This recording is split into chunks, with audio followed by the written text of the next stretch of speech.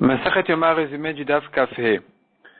La Gemara ramène une machloket, en fin du Daf Kafdal déjà, à propos des Kohanim qui participaient au pays pour choisir qui c'est qui fera la mitzvah du Korban, qui est le Kohen qui sera choisi pour faire le Korban Tamid. Et donc il y avait les Kohanim qui venaient faire un pays. Et nous avons là-dessus une machloket, quels étaient les vêtements qu'ils portaient au moment du pays. Est-ce qu'ils portaient déjà des vêtements de Kodesh pour que celui qui sera choisi soit déjà prêt? On craint, selon Rav Nachman, que s'ils portaient tous des vêtements de Kodesh, c'est pas possible parce qu'ils risquent, et d'autres Kohanim risquent de voler la mitzvah, ils sont déjà prêts, ils vont voler la mitzvah, ils vont se précipiter à la faire alors qu'ils n'ont pas été choisis pour la mitzvah. Selon Rav Shechet, ils doivent lui porter des vêtements de Kodesh, parce que s'ils portent des vêtements de Chol, ils risquent de courir faire la mitzvah et ne pas réaliser qu'ils doivent changer d'habit entre temps. Donc le Kohen qui sera choisi, c'est lui qui va la faire, mais il va se dépêcher, se presser à la faire tellement qu'il va oublier de changer d'habit entre temps. La Gemara ramène des preuves, des pour, des contre. Finalement, on reste en machloket entre Rav Nachman et Rav Shechet. La Gemara ramène encore une preuve. Rav Shechet amène une preuve d'une braïta qui dit que la lishkat agazit, qui était la pièce dans laquelle on faisait le païs,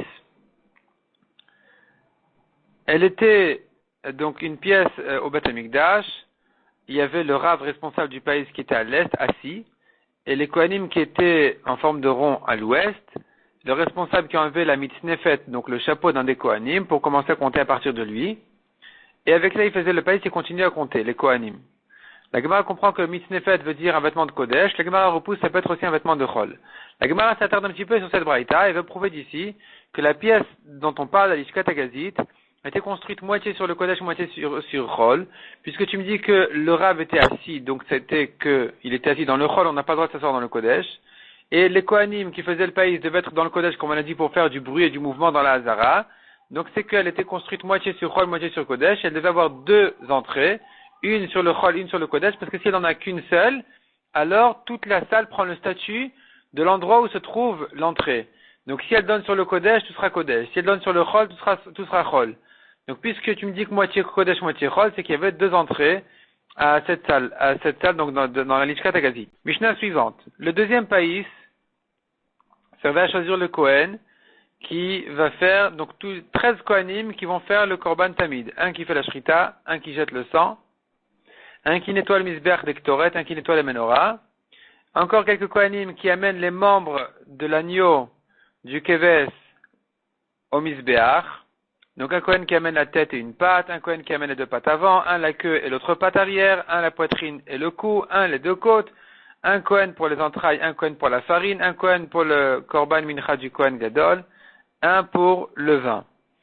Donc ça fait 13 Kohanim. La Gemara va ramener là-dessus quelques opinions de quelle manière on ordonnait, quels étaient les membres qui étaient prioritaires pour être fait au Mizbeach. La Gemara ensuite demande, est-ce qu'on fait à chaque fois un nouveau païs pour ces 13 avodot, ou bien on ne fait qu'un seul païs, et à chaque fois on passe d'un à l'autre, donc à chaque fois le premier Kohen qui a été choisi, celui qui est à côté de lui, il fera la mitzvah suivante, et ainsi de suite.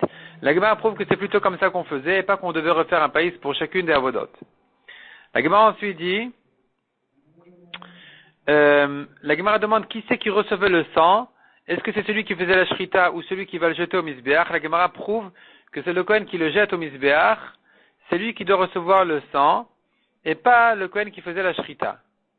La Gemara ensuite ramène plusieurs opinions à propos de la manière dont on doit amener les membres au Mizbeach. Donc soit selon la manière dont l'agneau marchait de la tête à la queue, ça c'est un premier avis, soit la manière dont on le dépeçait, donc c'est de la queue à la tête, soit c'est de la manière dont on le partageait en membres. À chaque fois le premier membre qu'on sortait, le deuxième, le troisième, c'était ça l'ordre des membres qu'il fallait amener au Mizbeach. Soit on faisait selon des parties les plus grasses aux parties les moins grasses de l'agneau, soit comme notre Tana de notre Mishnah qui pense que qu'on commence par les parties les plus grandes et on va jusqu'au de plus en plus petit aux moins grandes.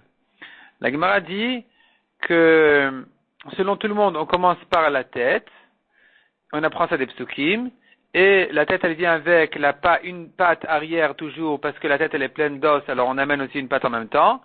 Et enfin, sur la tête, on mettait à l'endroit de la shrita qui était sale de sang, on mettait les graisses pour couvrir l'endroit de la shrita. C'était une manière plus honorable pour le korban.